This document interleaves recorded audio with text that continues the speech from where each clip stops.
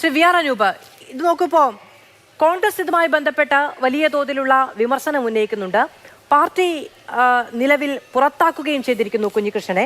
അതിനിടയിൽ സംഭവിച്ചൊരു കാര്യം എന്ന് പറയുന്നത് പാർട്ടി സെക്രട്ടറി പണം നഷ്ടപ്പെട്ടിട്ടില്ല എന്ന കാര്യം വ്യക്തമാക്കി എന്നുള്ളതാണ്. ഇതിൽ അന്വേഷണം സാധ്യമല്ല. ഇപ്പോൾ കഴിഞ്ഞ ദിവസം KPCC അധ്യക്ഷൻ പറഞ്ഞു പോലീസ് അന്വേഷിക്കണമെന്ന്. ഏതു തരത്തിൽ പോലീസ് അന്വേഷിക്കും?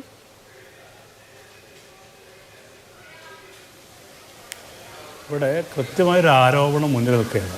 പാർട്ടി സെക്രട്ടറി ഒരു വരിയിലൊരു നിഷേധക്കുറിപ്പ് ഇറക്കി എന്നതിലപ്പുറം എന്ത് ആധികാരികതയാണ് അദ്ദേഹത്തിൻ്റെ മറുപടിയിലുള്ളത്?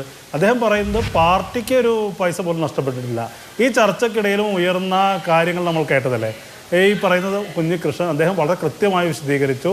ഈ പറയുന്ന പിരിക്കപ്പെട്ട 70 ലക്ഷം രൂപയിൽ ഒരു രൂപ പോലും കണക്കിൽ വകവച്ചിട്ടില്ല. അക്കൗണ്ടിൽ വന്നു എന്ന് പറഞ്ഞാൽ ഏത് അക്കൗണ്ടിൽ എന്നല്ല ചോദ്യം. ആടിനെ പട്ടിയാക്കുന്നത് പോലെ CPM വേണ്ടി ഇവിടെ സംസാരിക്കുന്ന ബഹുമാന്യനായ ജയചന്ദ്രൻ സാർ അദ്ദേഹം വളരെ കൃത്യമായി ഒരു അക്കൗണ്ടിൽ വന്നു. ആരുടെയെങ്കിലും അക്കൗണ്ടിൽ വന്നിട്ട് കാര്യമുണ്ടോ? ഈ പറയുന്ന തുക ഈ പറയുന്ന പ്രവർത്തനത്തിലേക്ക് വകയിരുത്തപ്പെട്ടിട്ടില്ല എന്നുള്ള യാഥാർത്ഥ്യം ആവർത്തിച്ച് മാതു ചോദിച്ചിട്ടും കുഞ്ഞികൃഷ്ണൻ വ്യക്തമാക്കിയിരിക്കുക. ഇവിടെ എന്താണ് കാര്യം? നമ്മൾ ഈ അവയവ മാഫിയയെക്കുറിച്ചൊക്കെ ഒരുപാട് ചർച്ച ചെയ്തിട്ടുണ്ട്. കേരളത്തിലെ ആശുപത്രികളിൽ രോഗികൾ പ്രവേശിക്കപ്പെടുമ്പോൾ അവരുടെ ആന്തരിക അവയവങ്ങൾ അടിച്ചു മാറ്റുന്നത് പോലെ ഒരു രക്തസാക്ഷിയുടെ ശരീരം തന്നെ CPM കച്ചവടം ചെയ്യുന്ന തരത്തിലേക്ക് കാര്യങ്ങൾ എത്തിയിരിക്കുകയല്ലേ.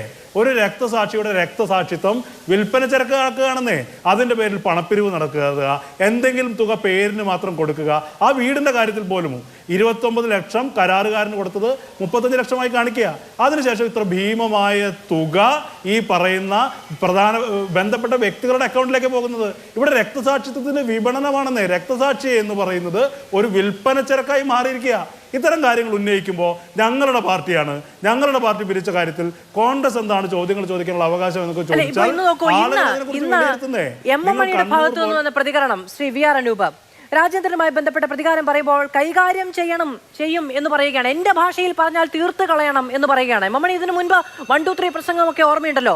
ആ നിലയ്ക്കുള്ള ആഹ്വാനമാണ് ഉണ്ടാകുന്നത്. പയ്യന്നൂരിലെ ഇന്നലെ തന്നെ വലിയ സംഘർഷാത്മകമായ സാഹചര്യമാണ്. അതുകൊണ്ടാണ് കോൺഗ്രസ് ഇപ്പോൾ നേരത്തെ നമ്മൾ പറഞ്ഞതുപോലെ T സിദ്ദീഖ് അടക്കം അത്തരം പരാമർശങ്ങൾ നടത്തുന്നത്. പക്ഷെ ഇല്ലാത്ത വധഭീഷണി ഉണ്ടെന്ന് പറയേണ്ട കാര്യവുമില്ല കേട്ടോ. അല്ല, ഇപ്പോൾ പോലും നിങ്ങൾ ഈ ചർച്ചയിൽ കുഞ്ഞികൃഷ്ണനോട് ചോദിച്ചു നിങ്ങൾക്ക് നേരെ വധഭീഷണി ഉണ്ടോ എന്ന് ചോദിക്കുമ്പോൾ അദ്ദേഹം പറയുന്നത് എന്താ? അങ്ങനെ വരാവുന്ന ഒരു സാഹചര്യത്തെക്കുറിച്ച് അദ്ദേഹത്തിനോട് സുഹൃത്തുക്കൾ പറയുന്നുണ്ട്.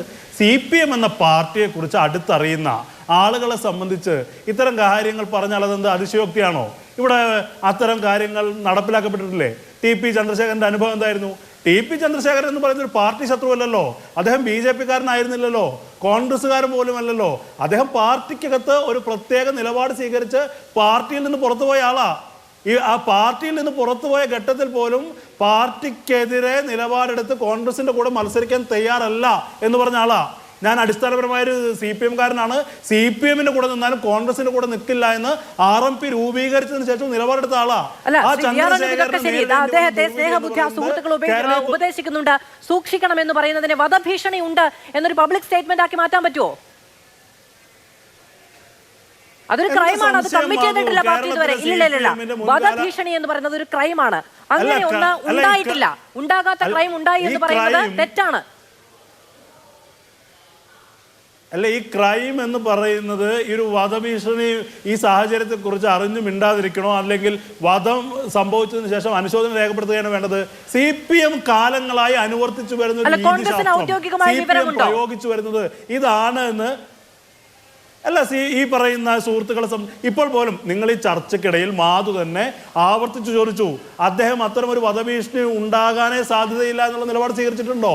വളരെ കൃത്യമല്ലേ. പയ്യന്നൂർ പോലുള്ള സ്ഥലത്ത് ഇതിനെക്കുറിച്ച് ആക്ഷേപം ഉന്നയിക്കുന്ന കോൺഗ്രസ്സുകാരെ പോലും ആക്രമിക്കുന്ന സ്ഥിതി ഉണ്ടെങ്കിൽ രക്തസാക്ഷിത്വത്തെക്കുറിച്ചൊരു നിലപാട് സ്വീകരിച്ച് പുറത്തേക്ക് വന്ന ഇദ്ദേഹം രക്തസാക്ഷി ആവാതിരിക്കാനുള്ള ജാഗ്രത കോൺഗ്രസ് മാത്രമല്ല മാധു ഉൾപ്പെടെയുള്ള മാധ്യമ പ്രവർത്തകരും പൊതുസമൂഹവും സ്വീകരിക്കേണ്ടതുണ്ടെന്നാണ് ഞങ്ങളുടെ അഭിപ്രായം. എന്താ സംശയമുള്ളത്? ഉപദേശവും അല്ല, ഇങ്ങനെ ഒരു വധഭീഷണി ഉണ്ട് എന്ന് പറയുന്നത് രണ്ടും രണ്ട് തന്നെ എന്ന് പറയുന്നു. അതിൽ ചർച്ചയ്ക്ക് പോലും സാധ്യതയില്ല എന്നുള്ളതാണ്.